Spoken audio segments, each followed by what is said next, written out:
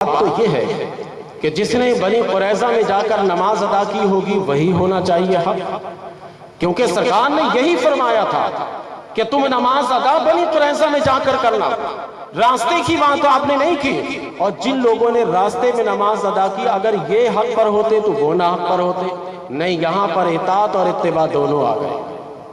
جن لوگوں نے راستے میں اپنی مرضی سے نماز پڑھ لی، سرکار نے ان کے نماز کے ادائیگی پر آپ نے خوشی کا اظہار فرمایا، یہ اتباع ہے، یہ حدیث تقریری ہے اور یہ اتباع کے زمرے میں ہے۔ اور جن لوگوں نے بنی قریظہ میں جا کر نماز عصر قضا کر کے ادا کی، انہوں نے اطاعت کی ہے رسول کی۔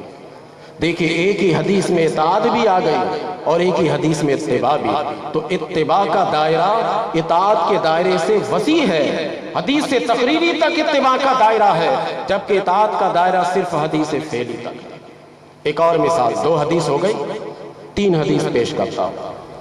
بخاری شریف جلد اول صفحہ نمبر 305، بہت مشہور حدیث ہے کہ کچھ صحابی، اس کے راوی حضرت ابو سعید خدری رضی اللہ تعالیٰ عنہ کہتے کچھ صحابی کسی علاقے میں گئے، وہاں جب پہنچے تو ان لوگوں نے کہا کہ بھائی دیکھو، ہم تمہارے مہمان ہیں، مہمانوں کی مہمان نوازی کرنی چاہیے۔ وہ لوگ کہنے لگے کوئی مہمان ہم آپ کو نہیں مانتے، بس آپ اپنا کام کیجئے، ہم اپنا کام کرتے ہیں۔ اتفاق سے اس قبیلے کے سردار کو سانپ نے کاٹ لیا تھا، یہ لوگ بہت علاج کرنے لگے لیکن افاقہ نہیں ہوا۔ ان میں سے ایک شخص آیا اور آ کر مسلمانوں سے کہنے لگا کہ تم میں کوئی طبیب ہے یا تم میں کوئی ایسا شخص ہے کہ جس کے پاس سانپ کاٹنے کا علاج ہو؟ ایک صحابی کہنے لگے کہ ہاں ہے، لیکن یہ بتاؤ دو گے کیا؟ کہا کیا لوگے تم؟ کہا ایک ریوڑ بکری لیں گے، ایک ریوڑ بکری، پھر ہم صحیح کر دیں گے۔ کہا اچھا ٹھیک ہے، ہم بکری دینے کے لیے تیار ہیں، لیکن یہ شرط لگاؤ کہ واقعی اس کے بعد میرا جو ہے قبیلے کا جو بڑا ہے سردار ہے وہ صحیح ہو جائے گا؟ کہا بالکل، ہم گارنٹی دیتے ہیں آپ کا سردار صحیح ہو جائے گا، اگر صحیح نہ ہو تو پھر آپ مت دینا ریوڑ۔ کہا ٹھیک ہے چلو، لے کر چلے۔ سورۃ الفاتحہ پڑھ کے لعاب بنا کر اس سانپ کے کاٹنے کی جگہ پر ڈالا، سردار صحیح ہو گیا، بکری کا ایک ریوڑ ان کو دے دیا گیا۔ میں یہاں پر ضمناً ایک بات آپ سے عرض کرتا ہوں، کچھ لوگوں کا دماغ گھومتا ہے تو وہ تعویذوں کے خلاف گھومتا ہے۔ میں کسی پر کیچڑ نہیں اچھال رہا، معاشرے کی برائی کی طرف نشاندہی کر رہا ہوں۔ کچھ لوگوں کا ذہن گھومتا ہے تو کہتا ہے یہ تعویذ واویز کوئی چیز نہیں ہے۔ یہ بخاری کی روایت ہے، جب دم ثابت ہے تو قلم کیوں نہیں ثابت ہے؟ یہ دم ثابت ہے تو قلم کیوں نہیں ثابت ہے؟ قلم سے لکھنے سے بھی فائدہ ہوتا ہے، جب زبان سے فائدہ ہو سکتا ہے تو قلم سے بھی فائدہ ہوگا۔ یہ تو دیکھیے نا بخاری کی روایت ہے۔ ایک صاحب کی تقریر میں سن رہا تھا، وہ تعویذوں پہ کیچڑ اچھالتے ہوئے کہہ رہا تھا کہ ایسا کرنا نا کہ تم تعویذ لکھنے والے کے پاس جانا، کہنا حضور ہمارے گھر کے بجلی کا میٹر بڑا تیز گھومتا ہے، کوئی تعویذ دے دیجیے اس کو ذرا آسان کر، ذرا آہستہ کر۔ مذاق کر رہا تھا، میں اس کے مذاق کا جواب دیتا ہوں کہ آپ اگر تعویذ پر اتنا اعتقاد رکھتے ہیں تو میں آپ کو تعویذ دوں گا تو آپ کا میٹر ہلکا ہو جائے گا، لیکن آپ کا اعتقاد یہ ہے نہیں، آپ مذاق سے کہہ رہے تھے۔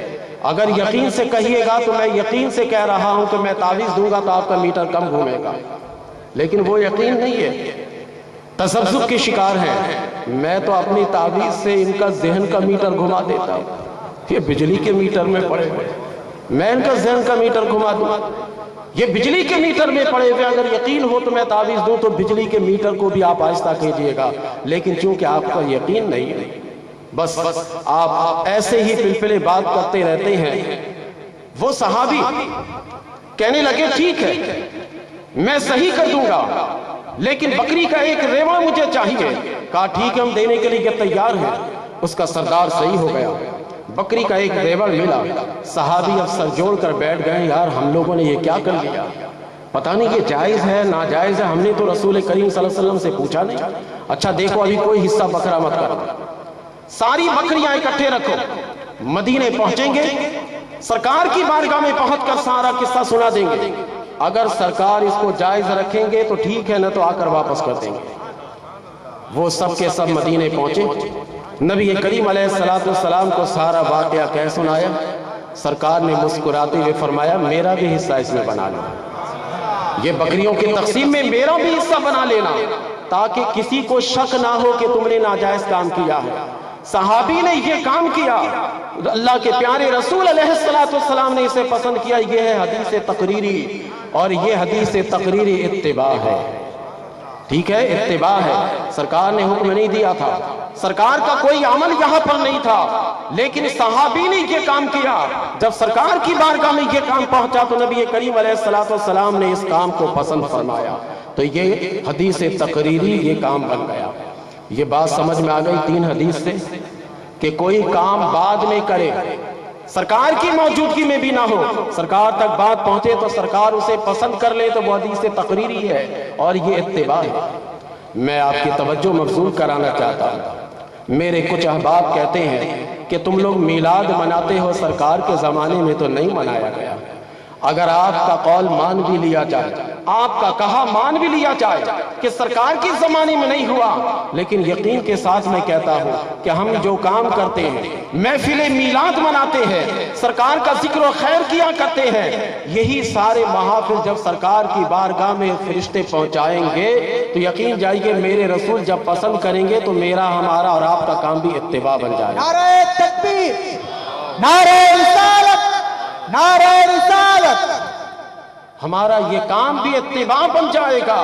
इसलिए कि जब गायबाना सहाबी कोई काम करते थे, सरकार तक वो बात पहुंचती थी और सरकार उसको जायज रखते थे, तो वो बात पैरवी और इत्तिबा के दर्जे पर पहुंच जाती थी। हमारी ये महफिल जब मलाइका मेरे नबी सल्लल्लाहु अलैहि वसल्लम की बारगाह में पहुंचाएंगे और सरकार देखकर अपने गुलामों को मुस्कुराएंगे कि मेरी तारीफ कर रहे हैं, मेरा जिक्र कर रहे हैं, और ये गुलाम सर झुकाए बैठे हैं, अदब व आदाब से मेरा जिक्र सुन रहे हैं। जब सरकार इस महफिल को पसंद कर लेंगे तो ये महफिल में आने वाले इत्तिबाए रसूल करने वाले होंगे। इसलिए अब जब बात बात पर ये मत फतवे लगाया करो कि सरकार के जमाने में हुआ, बताओ इत्तिबा का मफहूम इन्होंने समझा ही नहीं।